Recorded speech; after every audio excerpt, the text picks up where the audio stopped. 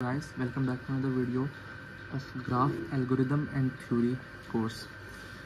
आज हम जिस चीज़ को डिस्कस करेंगे उसका नाम है डायस्ट्रा एल्गोरिदम, जो कि शॉर्टेस्ट पाथ फाइंड करने में हमें हेल्प करता है किसी भी ग्राफ के अंदर। और इसकी थोड़ी सी कुछ कंडीशंस है जिनको हमें माइंड में रखना होगा। पहली कंडीशन डायस्ट्रा के लिए ये होती है कि जो ग्राफ होना चाहिए वो एक वेटेड ग्राफ होना चाहिए, मतलब कि उस ग्राफ के ऊपर वेट्स गिवन होने चाहिए। दूसरी इंपॉर्टेंट एस्पेक्ट इसमें ये होता है कि जो ग्राफ होगा वो नॉन नेगेटिव होना चाहिए, नॉन नेगेटिव ग्राफ होगा।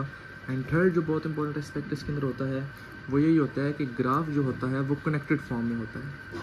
मतलब ऐसा कभी भी नहीं होगा कि कोई भी ग्राफ अगर डिसकनेक्टेड है तो उसमें हम डायस्ट्रा एल्गोरिदम को यूज़ नहीं कर सकते। अब इसकी हम छोटी सी एग्जांपल ले लेते हैं। ग्राफ यहाँ मैंने ड्रॉ किया है, ये डायस्ट्रा एग्जांपल है जिसमें हमारे पास 5 नोड्स हैं A, B, C, D और E। और इन नोड्स के अंदर ये जो वैल्यूज़ हमें गिवन हैं ये इस ग्राफ के वेट्स हैं। A to C ग्राफ का वेट है 1, C to D ग्राफ का वेट है 2। डायस्ट्रा एल्गोरिदम को जब हम फाइंड कर रहे होते हैं तो उसमें दो बहुत इंपॉर्टेंट एस्पेक्ट होते हैं। एक हमारे पास होता है उसका डिस्टेंस, एक हमारे पास होती है उसकी कॉस्ट। जो डिस्टेंस होता है वो डिस्टेंस होता है A to C, जिस तरह हम पहले डिस्कस कर चुके हैं, जो कि 1 है। C to B 7 है। और जो कॉस्ट होती है वो कॉस्ट गिवन होती है नोड्स के ऊपर। और इसका एक और इम्पॉर्टेंट एस्पेक्ट ये है कि जो कॉस्ट होगी किसी भी एल्गोरिदम के अंदर वो कॉस्ट सोर्स नोड के ऊपर 0 गिवन होगी और source node to all other nodes वो इन्फिनिटी होगी। जैसे यहाँ पर हमने सोर्स नोड लिया है C को, तो C की जो कॉस्ट है वो 0 है, ये कॉस्ट है एक नोड की, ठीक है। C की जो कॉस्ट है वो 0 है। उसके अलावा जितनी भी बाकी नोड्स हैं A, B, E और D, उन सब की कॉस्ट जो है वो इन्फिनिटी है। एक नोड से दूसरी नोड का डिस्टेंस कैसे फाइंड करते हैं? जैसे फॉर एग्जांपल हमने यहाँ पर देखा कि यहाँ पर C to A हमने डिस्टेंस फाइंड करना है। आप किससे भी जा सकते हैं, आप C to B जा सकते हैं, C to D जा सकते हैं, on your choice. C to A अगर हमने जाना है तो हम इस फॉर्मूले को फॉलो करेंगे। Distance of J is equal to minimum distance of J comma distance of I plus cost of IJ, जहाँ पर J जो है हमारा वो नोड होगा जिस नोड की तरफ हम जा रहे होंगे। और इस ग्राफ के अंदर जो हमने पिछला ग्राफ देखा था, हम C से A जा रहे हैं ना, तो जो हमारा A होगा वो हमारा J हो जाएगा। तो डिस्टेंस जहाँ पर J है वो A है, J वो चीज़ है, वो एलिमेंट होगा जिस नोड की तरफ हम जा रहे होंगे। तो हम C to A जा रहे हैं तो J हमारा A हो गया।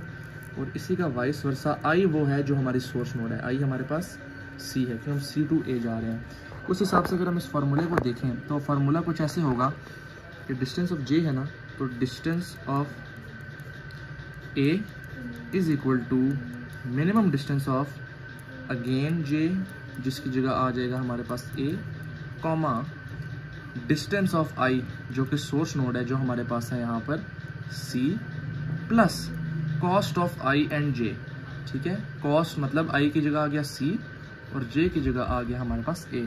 फॉर्मूले को क्लोजली एग्जामिन करें तो डिस्टेंस ऑफ A मैंने भी बताया था, डिस्टेंस वो होता है जो नोड्स के ऊपर गिवन होता है।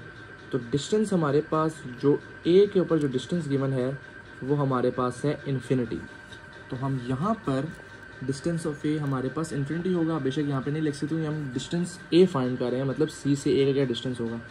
जब हम मिनिमम में लिखेंगे तो मिनिमम डिस्टेंस ऑफ A, तो यहाँ पर डिस्टेंस ऑफ A मिनिमम कितना है, इन्फिनिटी।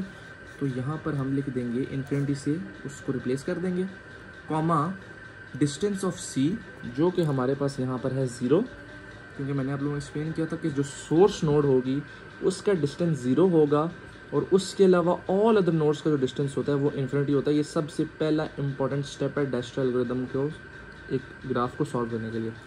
तो डिस्टेंस ऑफ C की जगह हमारे पास आ गया 0 प्लस कॉस्ट ऑफ CA।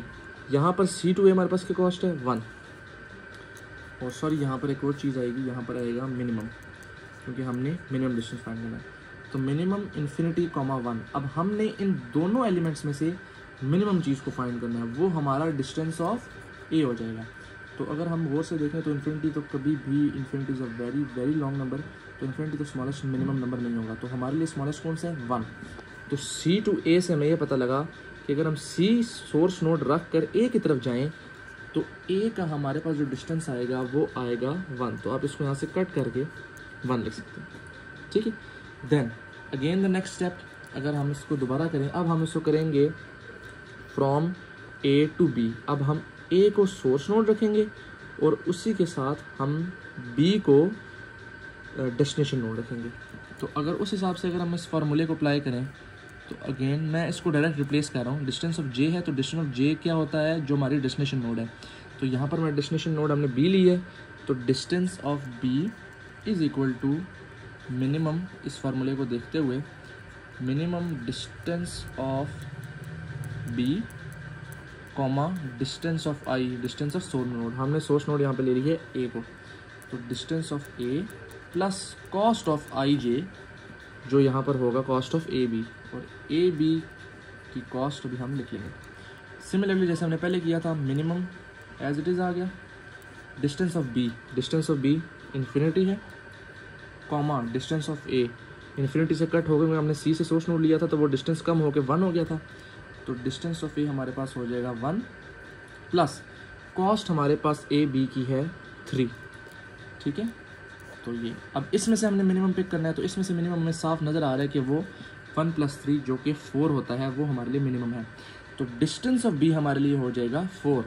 तो यहाँ पर जहाँ पर हमने बी का डिस्टेंस इन्फिनिटी दिया हुआ था, यहाँ पर हम उसको स्वैप कर देंगे 4 के साथ।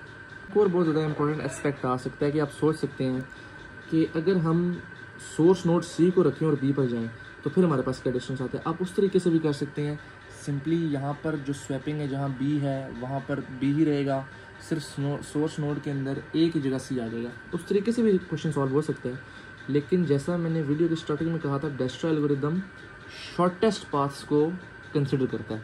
तो उस हिसाब से अगर देखा जाए, अगर आप सी टू बी जाएंगे तो सी 0 है लेकिन कॉस्ट 7 है, तो मिनिमम तो 7 हो गया, तब उसकी वजह से जो 4 होगा उसकी जगह 7 आ जाएगा। लेकिन हम 7 को प्रायोरिटी नहीं देंगे, हम 4 को प्रायोरिटी देंगे। क्यों? ये पता है कि हमने शॉर्टेस्ट पाथ किसी भी node to all other nodes find करना है। इसी तरीके से हम ऑल अदर नोड्स के थ्रू, इसी फार्मूले के थ्रू सब नोड्स का शॉर्टेस्ट पाथ फाइंड करेंगे।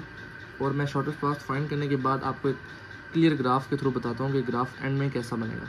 Applying all the formulas on every node, हमारे पास ये एक सिंप्लीफाइड डायस्ट्रा एल्गोरिदम जो है वो सॉर्टेड फॉर्म में शॉर्टेस्ट पाथ के साथ हमें मिल गया है, जिसमें सी टू ए कॉस्ट 1 है with a weight of 1, C to B cost 7 है विद अ वेट ऑफ 4।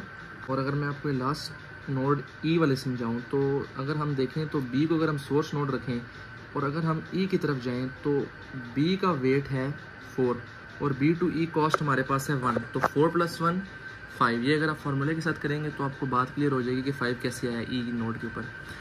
लेकिन अगर हम इसको डी के साथ अप्रोच करेंगे तो डी का डिस्टेंस है 2 और डी टू ई की कॉस्ट है 7, तो 2 + 7 9। अगर हम इस तरह जाते तो डी टू ई की वजह से 9 हो जाता, लेकिन बी टू ई की वजह से 5 है। तो इसीलिए जैसा कि हमने वीडियो के स्टार्टिंग में कहा था, डायस्ट्रा एल्गोरिदम शॉर्टेस्ट पाथ को ज़्यादा प्रायोरिटी देता है, तो इसलिए हम यहाँ पे 5 को लेंगे और इस तरीके से हमारा डायस्ट्रा एल्गोरिदम किसी भी ग्राफ के लिए फाइंड होता है।